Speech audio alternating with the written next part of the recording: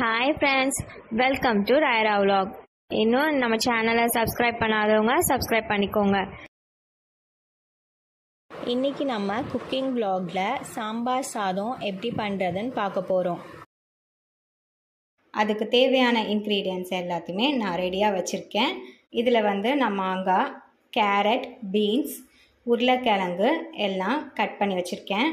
இங்கே onion cut பண்ணியிருக்கேன். ஒரு ஆனியன் பெருசாக எடுத்துக்கோங்க. சின்ன வெங்காயம் வச்சுருந்தீங்கன்னா சின்ன வெங்காயம் கூட யூஸ் பண்ணிக்கலாம். இது நான் தாளிக்கவும் செய்யணும், நம்ம வதக்கவும் செய்யணும். ஸோ ஒரு தக்காளி தான் நான் எடுத்திருக்கேன். அரைக்க வேண்டிய பொருள் இதுதான் மெயின் இன்க்ரீடியண்ட்டு. அதுக்கு தேங்காய் ஆப்ஷனல் தான். நான் தேங்காய் கொஞ்சம் தான் சேர்த்துருக்கேன். வரமிளகா நீங்கள் காரத்துக்கு ஆட் பண்ணிக்கலாம். மிளகு, சீரகம், தனியா, தோரம்பருப்பு, கடலைப்பருப்பு அரைக்க வேண்டியது. ரைஸ் நான் அரை கப் தான் எடுத்திருக்கேன், பருப்பும் சேர்ந்து. பருப்பு 1/4 டம்ளர் எடுத்துட்டு 1/4 டம்ளர் அரிசி எடுத்திருக்கேன். 3 கப் தண்ணி ஊற்றி நான் ஊற வச்சுருக்கேன்.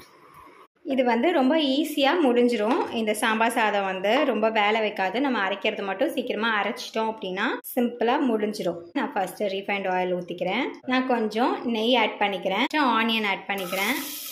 இது லைட்டாக வதங்கட்டும். நான் வெட்டி வச்ச தக்காளியும் பச்சை மிளகாவும் ஆட் பண்ணுறேன். இதெல்லாம் ரொம்ப வதங்கணும்னு அவசியம் இல்லை. நம்ம குக்கர் மூடி போட்டு வேக வைக்க தான் போகும். எல்லாம் அதிலே சீக்கிரமாக வெந்துடும். உங்கள்கிட்ட என்ன காய் இருக்கோ நீங்கள் எடுத்துக்கலாம். இதில் மஞ்சள் பூசணி போட்டால் கூட நல்லா தான் இருக்கும். ஸோ நான் அதையும் ஆட் பண்ணுறேன். இது லைட்டாக வேகட்டும். நம்ம அரைக்க வேண்டிய பொருளை அரைச்சிட்டு வந்துடலாம். ஃபஸ்ட்டு காட்டினேன் இல்லையா, ஸோ அதுதான் நம்ம அரைக்க போகிறோம். குறைப்பாக நம்ம அரைச்சிக்கலாம். இப்போது இந்த அளவுக்கு நம்ம குறைப்பாக அரைச்சி வச்சா போதும். ஸோ நம்ம இந்த பொடியை இதில் ஆட் பண்ணலாம். இந்த தேவைக்கு ஆட் பண்ணிக்கோங்க. அவ்வளோதான், நம்ம மசாலா போட்டாச்சு. நான் இப்போது இந்த ரைஸும் தோரம்பருப்பும் ஊற வச்ச தண்ணியோட அப்படியே நான் ஆட் பண்ணுறேன். இந்த ஸ்டேஜில் நான் இவ்வளோ உப்பு ஆட் பண்ணுறேன். நம்ம சேனலை இன்னும் சப்ஸ்கிரைப் பண்ணாதவங்க சப்ஸ்கிரைப் பண்ணிக்கோங்க. நான் இதில் கொஞ்சமாக கொத்தமல்லி ஆட் பண்ணுறேன். மாங்காய் பீஸ் ஆட் பண்ணுறேன். நான் புளி ஊற்றலை, புளிக்கு பதிலாக தான் நான் மாங்காய் ஆட் பண்ணுறேன். ஸோ இங்கே பார்த்தீங்களா ஃப்ரெண்ட்ஸ், நம்ம எல்லாம் ஃபைனலாக முடிச்சிட்டோம். ஸோ நம்ம லிட்டை க்ளோஸ் பண்ண வேண்டியதான். இது நான் 3 தண்ணி ஊற்றிருக்கேன். அப்படியே உங்களுக்கு ரைஸ் வேகலை அப்படின்னா எக்ஸ்ட்ரா ஒரு கிளாஸ் தண்ணி ஊற்றிட்டு நீங்கள் அப்படியே மூடி வச்சுட்டு ஒரு விசில் வேணால் கொடுத்துக்கோங்க. நான் இப்போ லிட்டை க்ளோஸ் பண்ணி போகிறேன்.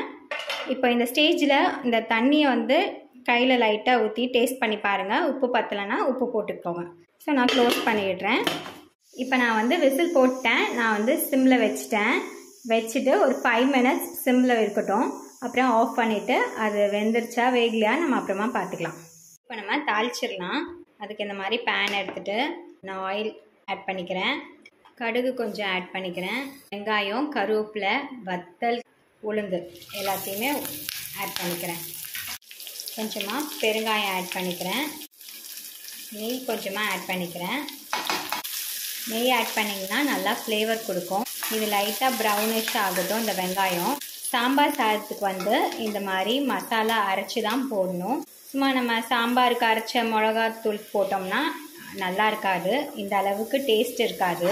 இங்கே பார்த்தீங்களா எவ்வளோ சூப்பராக சாம்பார் சாதம் ரெடி ஆகிடுச்சு அப்படின்ட்டு. நான் 10 மினிட்ஸ் சிம்மில் வச்சுருந்தேன். ஸோ லைட்டாக இப்படி மிக்ஸ் பண்ணி விட்டிங்கனாலே போதும், எல்லாம் அப்படியே குழஞ்சி வந்துடும். இந்த சாம்பார் சாதத்துக்கு பெஸ்ட் காம்பினேஷன் ஆனியன் ரைத்தா வச்சுருப்பாங்க. இல்லைனா தேங்காய் துவையல், இல்லைனா அப்பளம் பொரிச்சு கூட சாப்பிட்லாம்.